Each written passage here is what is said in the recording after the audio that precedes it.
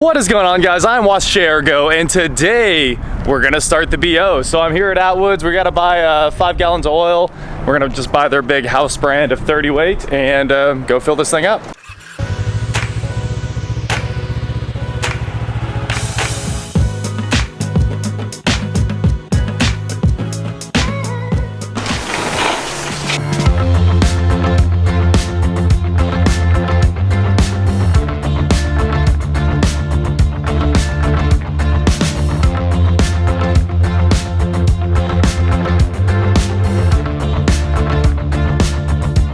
Oil acquired, we had quite the debate on what oil to put in it, but I guess the John Deere spec says SAE 30 in the old schools, and you can also run 15 Dub 40, so that's what we're going with, this Cam 2 Super HD. And we're back. I know I said we were gonna grab the 5 gallon, but apparently the oil that we're gonna throw in this only comes in this 2. But the BO only holds 7 quarts, so this is plenty. We should have an extra quart left over after we fill this thing. Let's get to work. I feel like the solvent tank's probably the move for that. It's already been in the solvent tank. It does look pretty clean. We're close. A little bit more. It is below 20 degrees outside right now, and we've got this ridiculous 744 process calibrator out here for really no reason to figure out what the temperature is in the building. It's a 50.7. It's getting a little chilly, the heat's not on out here yet. And we have all the parts here to put this back together. So the filter, new filters here, AR26350 is the John Deere OEM filter, and it comes with the rubber O-ring. It's in the top of the box there. All the parts are right here, ready to go in. There's the bolts, washers are all on them. Oil pump gears are right there. And then of course we have all the gaskets, the whole gasket set, the B246R, the B251R, and the crankcase breather gasket is also new, and it is a B710R. We're gonna clean up a couple more pieces and let's get this thing assembled. Do you have that gasket material off there yet? It's taking forever. And everyone's always asking what we do here, what this big shop's for. It's for building steam generators, and these are the control panels right here. So this is the high voltage side of the control panel. We've got the big VFD right here. This runs a 100 horsepower electric motor typically. It's all 3-phase. This is the little VFD that runs the burner's blower motor. And then we got the big contactor for the system power right there, a bunch of circuit breakers, circuit breaker, and then this contactor has the Ethernet module on it, which lets you monitor the current remotely that's going through this contactor. It's really cool. Over here on this side, you can see the back of the Honeywell burner control. It's right there, and the e-stop. And up here, we've got the PLC. So it's a Allen Bradley ControlLogix 5000. You can check that out right there. It is running right now. Allen Bradley Ethernet switch in here and the Rhino 120 to 24 volt power supply to run everything. Up front, we've got this touchscreen HMI. It's an Allen Bradley Panel View Plus 1250. And then a really cool part is a lot of customers, you can't open the high voltage, even like low voltage, like 120 doors, which is low voltage when you're talking about 480 everywhere else. There's this cool outlet on the front that's waterproof, so you can hook your laptop and your Ethernet up and work on the steam generator without having to open the doors up. Okay, mini tour over. We're gonna get this gasket out and throw it into the pump. Jared's scraping off the last bit of the gasket material over there. Maybe. Needs a better knife or something. This is a knife. And we got the pump housing right here with the strainer. It's nice and clean now. And right here we have all of the pump gear set. And just kind of, that sets in there like that. And this other one drops in like this, very carefully, because the tolerance is, I mean, it's not really tight, but it's sort of tight. And that's what the pump looks like. We'll put that gasket on there, and we'll grab the base plate to the pump, bolt this together, and we're ready to fill this thing with oil and shove the pump back in. Are you guys excited? I know I am. All right, here's the pump base plate. Still has a bunch of gasket material on it. You saw Jared scraping that off a second ago. But he gave up and went in search to find a better gasket removal tool, which is probably just carb cleaner, because it'll soften up these old paper gaskets really quickly.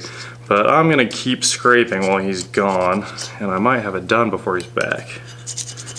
And that's always the funniest thing when somebody goes to find a tool, and then you just do the job while they're gone, and then you're like, fine, that's a reasonable tool for the job. Think of all the material you're taking off. It's a brass.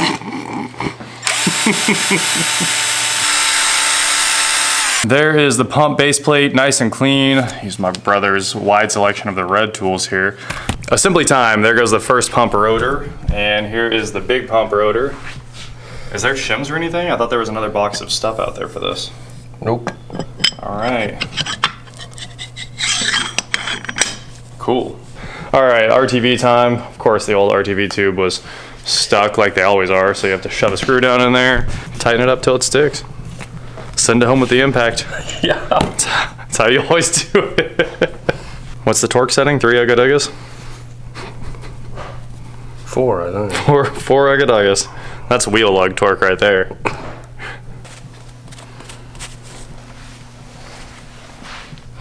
It actually doesn't matter either way. The oil comes in here, and that's where it picks up the pump.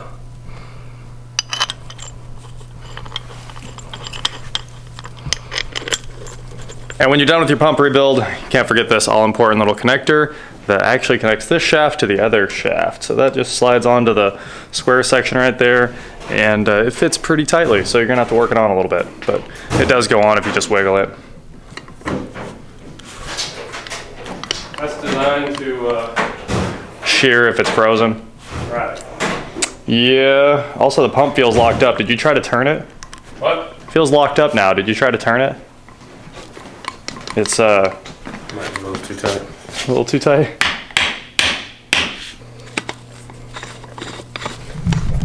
And she pumps again. The crankcase breather has this gasket on it. I'm gonna go knock it off so that we're ready for the new gasket on this too.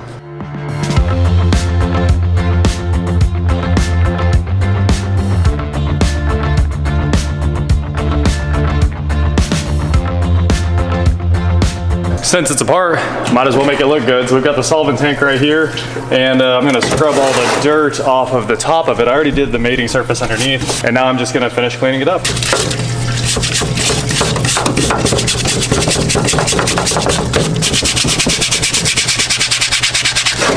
Crankcase breather is super clean now. That looks pretty good, and everything else is ready to go on. Let's get the parts out there. Hey, did it work? Okay, put the nuts on. That one's on. It's gonna hold.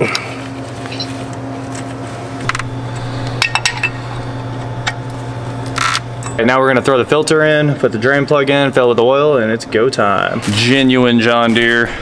Modified duo ring going in. You ready for that filter? Mm-hmm. Well, I'm ready for the whole thing. Gotcha, Housey. You need a 1 1/4 inch wrench to tighten that down. It's actually the John Deere wrench right there. That's good. Time for the oil fill, the all important part here. I'll be getting close.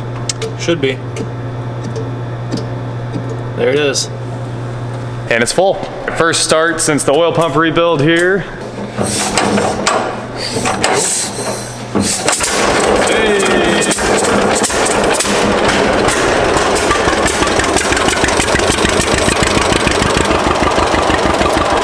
Well, after the oil pump rebuild, we ran the BO for like 45 seconds and the oil pressure never came up. I tried to show you guys the gauge there. I don't know if you could see it or not, but it came up to the low mark or a stop. So we think there's something inside the crankcase losing a bunch of oil pressure. There was a random fitting in there that came out and looks like some, you know, just cheap brass adapter from Home Depot or Lowe's or something like that. And we're gonna pull the crankcase breather back off and see if we can find out where that goes. But the pump seems to be working because the pressure did come up. Next step, troubleshooting where the oil's going. It's not actually like an internal, well, okay, it sort of was an internal problem. The feed line from the oil pump wasn't hooked up because we were just putting everything back together, and you kind of forget about the line that's like all the way back here inside the crankcase. So now it's on. Start it. It really tried that time.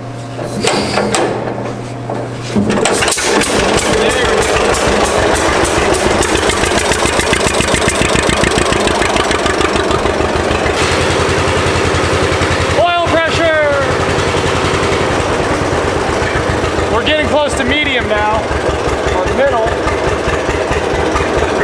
It only has low, middle, and high. See all the oil coming out of the top of the oil reservoir? Oh yeah, it is pouring out of there, huh? Well, I think that's the pressure relief. There's oil everywhere now from running it with the breather off. After adjusting the oil pressure on top of the distribution block, we got it all the way up to high when it's running at full throttle, and it just drops a little bit between high and medium when it's idling. So I'd say it's good to go now. At least oil pressure wise. Now it's time to figure out water, change the gear lube in the diff, and a couple other things, and it'll be good to drive around. And that is it for today, guys. Please like, share, subscribe, do whatever you want to do, and I will talk to you next time. Check this out. This is a contactor with the amp meter deal right there, and the amp meter has an Ethernet port, so you can pull a, obviously, if the amp meter has an Ethernet port, you can see it online. But anyway, it makes it easy to diagnose amp draw across that contactor.